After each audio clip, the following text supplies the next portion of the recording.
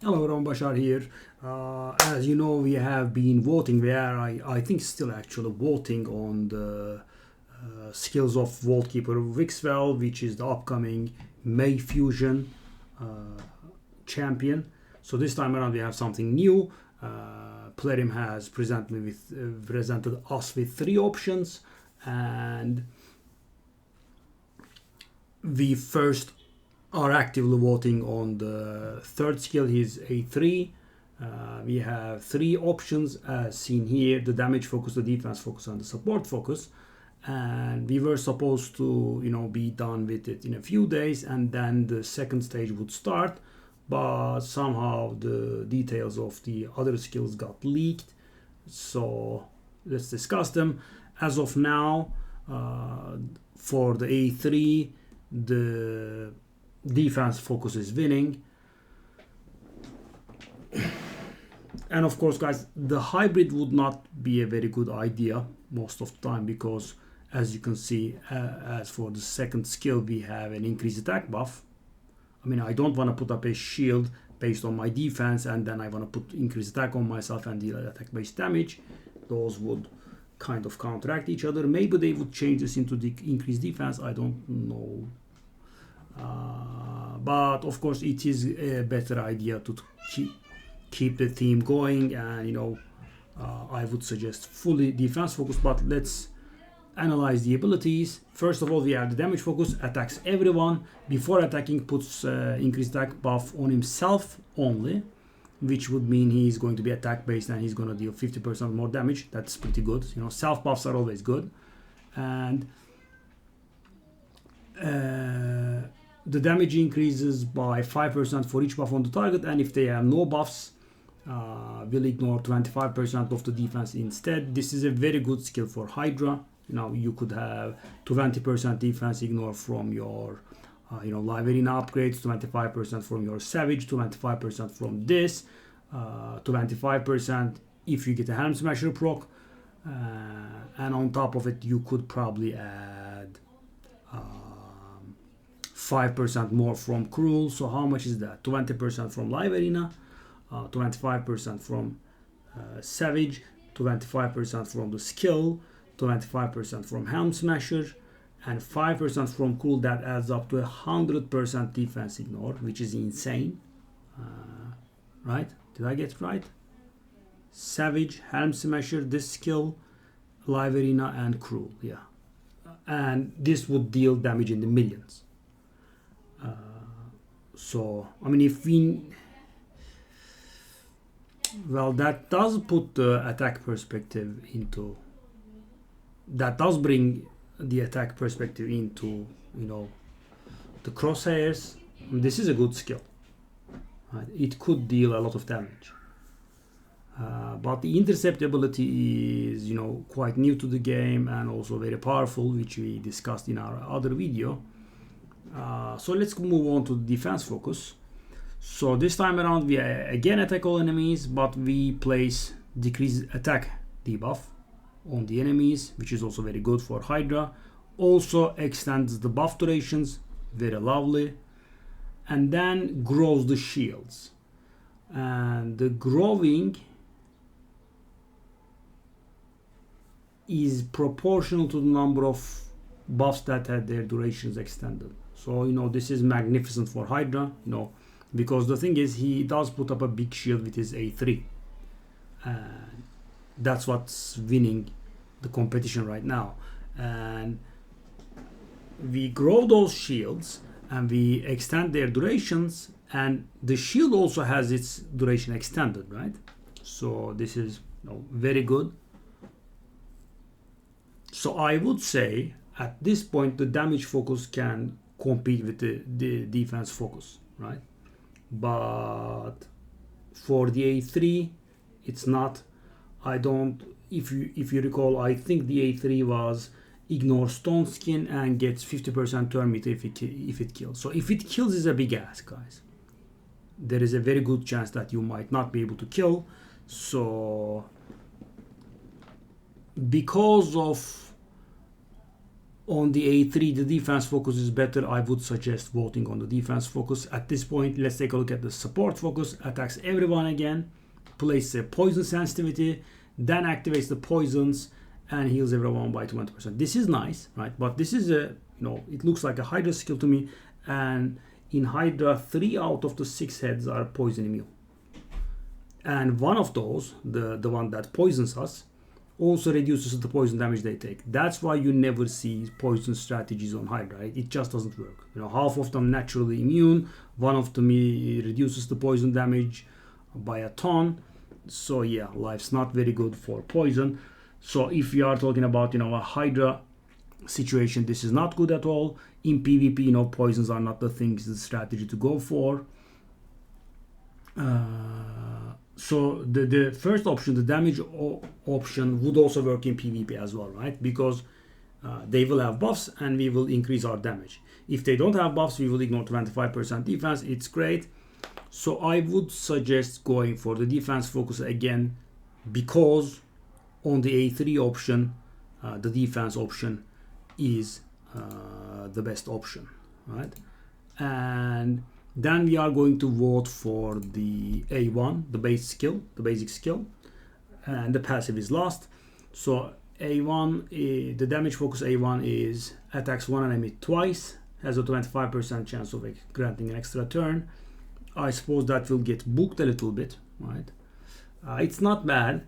It does work very well with the Relentless set, because as you know, Relentless set has lower chance of proccing on repeated procs, and the champion naturally getting an extra turn resets that. So let's say, guys, you take a turn, right?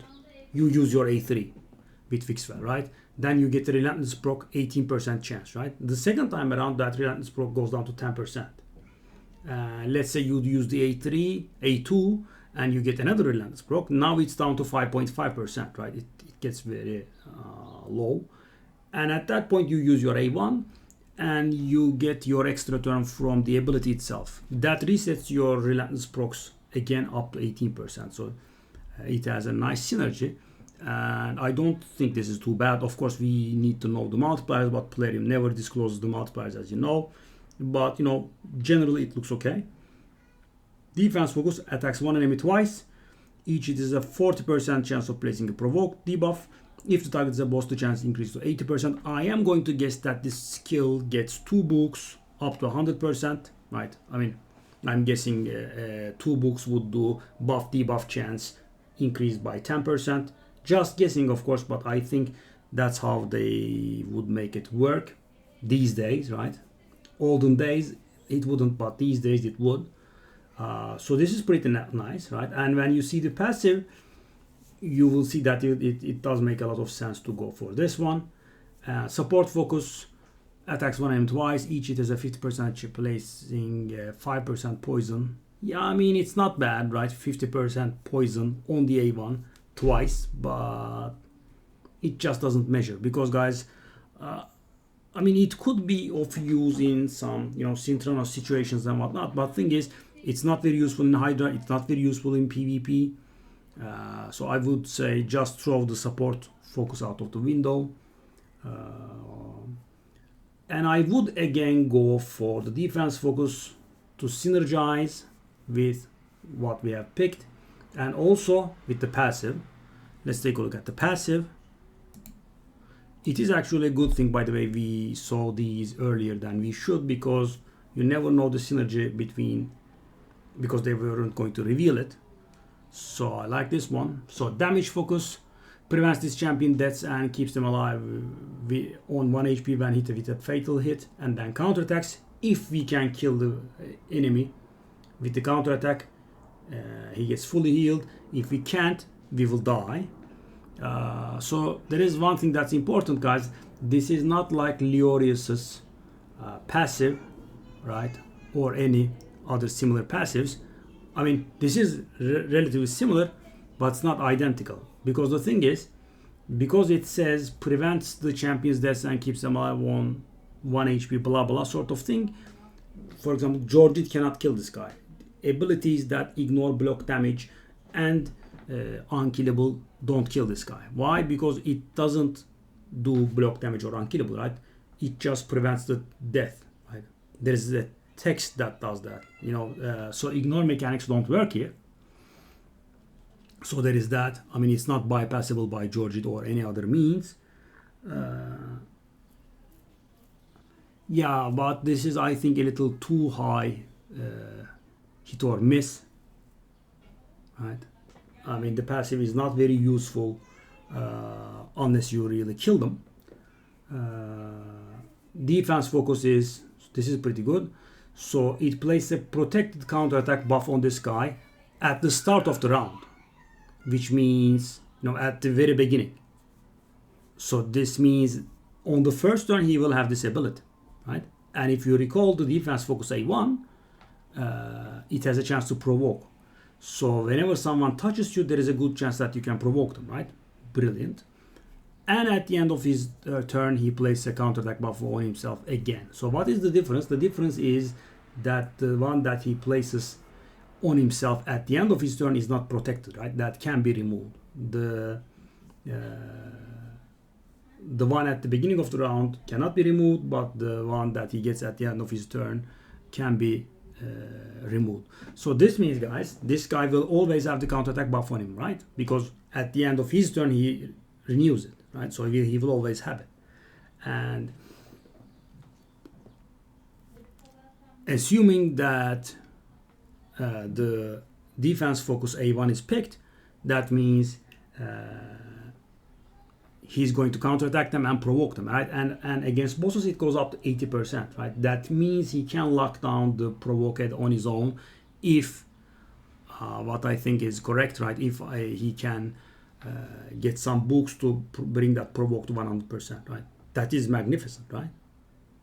And without actually paying an effort, right? Because he will get the counterattack, the guy will be provoked, he will hit you, the guy will counterattack, and will provoke him again and again and again, right? You don't have to, pay any attention to him. Of course, this will depend on the affinity of the guy. We don't know the affinity. I would hope it's void, but I don't think so.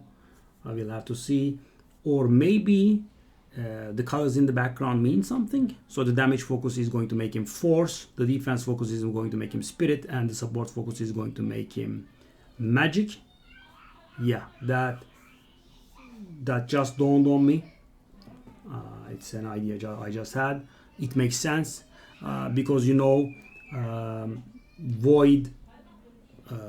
void fusion champions are pretty rare, right? I think we just had Emic and Supreme Alhain in the past 1.5 years and more. And the support focus is allies deal 5% more damage for each poison debuff on the target, stacks up to 30%. Well, that is not bad, but because of the previous reasons I gave. So if you go full support focus, I suppose he could help you deal damage. But as I said, in Hydra it's not a very good strategy. In PvP it's not a very good strategy. I mean, the poisons can be blocked. The poisons can be removed. And for PvP you don't go really for the long fight, right? I mean, you can't really go for the poisons slowly grind the enemy down. I mean, they will hit you in the face and you will die, right? And that's what you should be doing. You need to hit them in the face and they should die. So again, I don't think support focus is gonna do too much. So I would say, because of the all-around synergy and the suggestions I made, I think we should go just 4 out of 4 defense focus, right? A3, A2, A1, and the passive, right? Yeah, it would have been nice if they could have provided us with the multipliers. They never do, right? I'm just wishful thinking here. And then we could have done a little more solid comparison. If the Stone Skin ignoring ability, had really high multipliers, then maybe we could have gone for it. And of course, I'm not very sure how they will go about that, right? Because right now the defense focus A3 is being picked, in which he will be putting up a shield based on his defense, and the A2 does increase attack buff on him and then he attacks, right? That is anti-synergistic. I don't know how that will go. I hope the voting, will not give the champion, because you don't want to put up a shield based on your defense, and then you want to put increased attack buff on yourself and nuke the enemy, right? You kind of want the same stat to boost your damage and shields at the same time. So I would suggest, because of the power of the A3, that we should be picking the defense focus on the A2, A1, and the passive. But as I said at the beginning, this ability can be extremely good in Hydra, yeah. But then the problem is the A3, the damage focus A3 is pretty bad for Hydra. Right? Ignore Stone Skin. If it kills enemy, gets an extra turn. And guys, I don't know if you know this, but you might have missed it. So in Hydra, we don't kill enemies. We decapitate heads, and that is something different. And you can tell that by, abilities that give you some bonus value on kills never work, even if you, last hit the head. So Georgette doesn't get an extra turn. Harima doesn't trigger the free A3 if she kills with her A2 and whatnot, right? So the Hydra head decapitating is something else other than killing. So the A3 would be quite meaningless there, other than the sheer damage it poses. This is pretty good, of course. The damage focus is pretty good, but the extra turn, I suppose it helps you get more A2s in, maybe with Relentless. But yeah, I think the A3 is a little bit useless. Maybe if the A3 had some sort of another AoE skill that had some useful buffs or debuffs, then, but I think the full defense focus will make the champion very good in PvP, right? Obviously, because of the intercept stacks that he puts, and he is also going to be useful for Hydra as well. So that is my take on it, and I would like to remind you again that I am nominated for the Streamer of the Year category. If you would be bothered to go on the page and vote, that would be appreciated, and I will see you guys on stream. Bye bye.